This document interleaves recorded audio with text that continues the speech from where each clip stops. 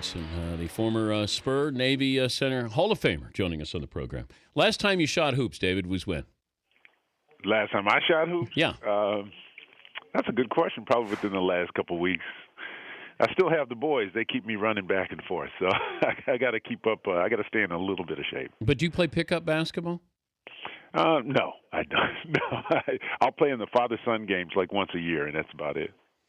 But do you have fathers who want to check you, shut you down, put you on lockdown?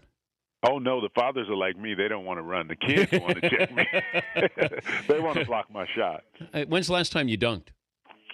Oh, I dunk. I dunk about every time I go out on the court. I don't dunk as nicely as I used to. I dunk under the rim now, but I can still dunk. What would you have done if you didn't play basketball, if you weren't good at basketball? Well, I wanted to be an engineer. I mean, that's why I went to the Naval Academy. It was one of the top engineering schools, and obviously the opportunity to serve was fantastic. So, I think I would have been like a civil engineer or some type of engineer. And congrats on your son. Didn't he have his first touchdown pass? He did. Very exciting. Yeah. It's the freshman year is always kind of a whirlwind. You're trying to learn and get your things together. But yeah, for him to have that opportunity was unbelievable. But the whole thing, he doesn't follow in your footsteps. He wants to play football. Your initial concerns about your son playing football, and now with the information, with all the concussions, and you got veterans who are now talking about, their loss of memory and those things. Mm-hmm. How much as a parent did that go into you with your son and his decision to play football? Yeah, I mean, as a parent, you certainly worry about those type of things. But, I guess this mother summed it up really well for me yesterday. I was over at National Arlington Cemetery after the ceremony, the wreath-laying ceremony, and she was sitting by her son's grave, and she said, he was my only son, and she said, I asked him when he wanted to go in the military, why do you want to go in the military and risk your life? And he said, Mom, this is my heart. This is what I want to do. And she said, but you're my only son. And he said, you should have had more sons, Mom. And my son, that's his heart. If that's what he's trying to establish himself, and that's where his passion is, then I respect that. I love him for that, and I just pray on the sideline. But it's nice to see that they're trying to do things to keep the players safer nowadays. It's David Robinson, the Admiral, joining us. Dan Patrick Show. I was also wondering back when Tim Duncan got to the Spurs as a rookie. I came down there. And I remember he was carrying the equipment that you guys. And now it's not hazing in what we consider hazing now, but you guys, you put Tim through a little bit of that hazing process, didn't you? You treated him. Yeah, just a little bit. You gotta let them know that they're not in charge. I think that's truthfully that's probably one of the ways that some of the teams miss the boat nowadays. Some of these young guys come in. They do need some leadership. They need some veterans around that can kind of walk them through the process. It's hard for these guys to come in and try to be leaders the first year that they're in. They have no idea. They don't even know how to handle themselves. Needless to say, lead a team. So it was really nice. That's one of the great things about the Spurs. There's been this great leadership in position now for 20 years, and the young guys come in. You get a Kawhi Leonard who comes in, or a Danny Green, and they get to learn from these old vets and get to work their way into the rotation. Do you believe in controlled hazing for rookies? Well, hazing is a strong word. I wouldn't use hazing I would say I do believe in making them earn their stripes, and whether that means going to get you coffee or I don't have any problem with making the guy carry the bags. Some things. I mean, I wouldn't use abusive language. I don't think that's a good thing or any. I'm not a big guy on physical punishment, but certainly they need to know who's in charge, and they need to know that hey, you're a freshman or a rookie. You're a servant. You come in here, you fit in the way you need to fit into this group. Going to the Naval Academy, how does that toughen you up?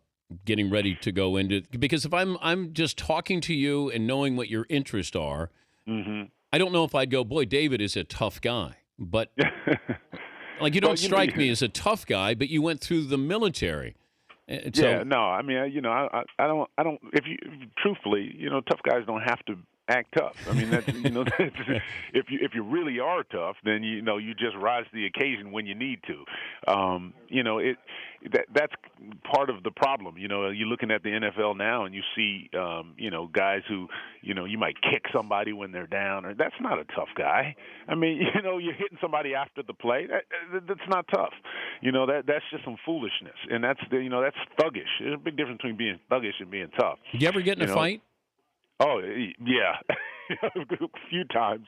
I mean, I used to do karate, and I used to fight all the time, and I loved to fight. And actually, when my boys were young, I put gloves on them and made them do karate, and they didn't like it. But yeah, I love fighting in a controlled setting. I don't like street fighting.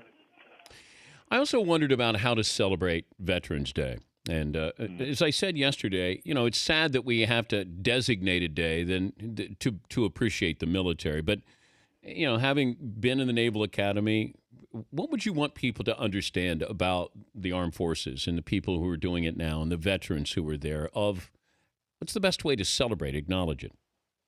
Well, I mean, there's just so many things I think to celebrate about the military. I think the military is, and just the atmosphere in general, is one of the most balanced places in society. I mean, where people are accepted kind of for who they are and what they put on the table.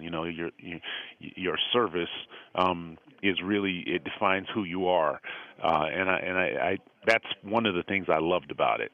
But I think the one day, the Veterans Day, is a great day just to remember all the people that have gone before and the reason why we have our freedoms and the cost of sacrifice. That's a wonderful thing. I mean, it's easy enough to appreciate the guys day by day and thank military guys when you see them. And it's been so good in these last few years to watch people recognize our military service members much more because not a lot of people have served. I mean, it's a small percentage of people out there that have really been in service to the country, but those people who do, they do deserve thanks.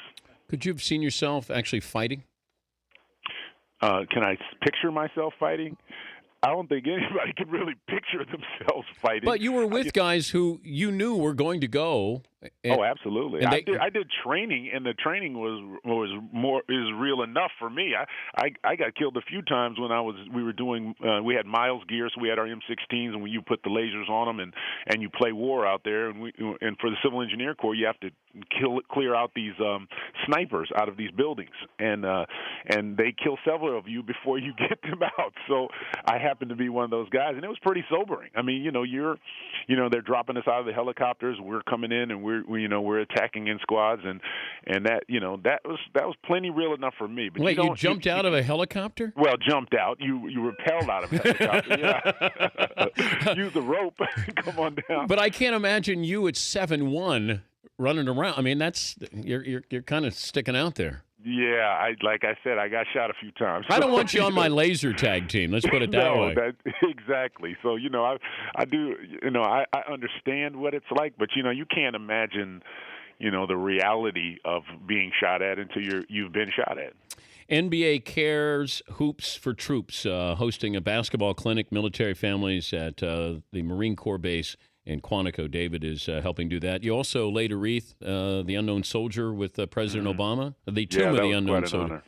I mean, that's got to be. I don't know how moving, that you get into that moment there and you realize exactly what you're doing. How emotional was it? Yeah, I mean it's amazing. You just it's obviously a very reverent ceremony, and you see all the members of the military are represented there, and then the president comes out and they pay homage to the soldier, and then you go out afterwards and you see the families by the tombstones, and then that's when it hits you, the cost. And there was a lady who gave me a wristband, and her son's name was Justin Davis, and my youngest son, his name is Justin, and it just it just hit me. I just couldn't even imagine the feeling that as a parent that you would feel, but to know that that's a part of the foundation of this great country. I mean, your family has given to this country, and I just wow. I can't. The emotions really surge when you're out there. It's a great day. Have you ever played against President Obama in hoops? No, I haven't. I haven't.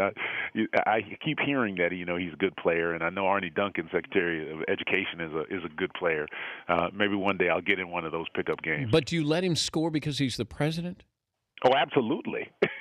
You do? Absolutely. Admiral, you disappoint me. No, I got to pin it. When you play with a third grader, you have to let him shoot. When you play with the president, you have to let him score. There's just certain things you have to do. No way. You can't beat up on the president. No, but the president wants you to play all out. So if you pin his shot, come on. Well, what if he issues an order and says, "Well, it's a matter of national security. If somebody gets a picture of you embarrassing the president, that becomes the repercussions can be man. Yeah, you can't do that. I want to pin it. I would want to steal the ball. I would have D him up. I would slap the floor when he came down, David. Oh man, I'd want a piece of him. No, there's certain things you just can't get away with, and that's one of them.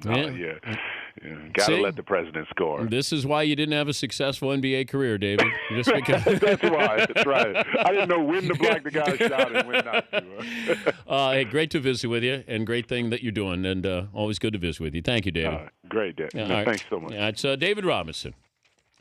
I did a story on him when I was at CNN, and he was in the Naval Academy. First time I met him. And he walked across campus, and he had his dress uniform on. And, he was the real McCoy. He was the real deal there. And a sharp guy. He used to love to take TVs apart. Just that's sort of how his mind was. But he grew like 5 inches when he got there. Like he was 6'6", 6'7", when he got there, and all of a sudden, we realized just how great he was as a basketball player. The Dan Patrick Show, weekday mornings on Audience.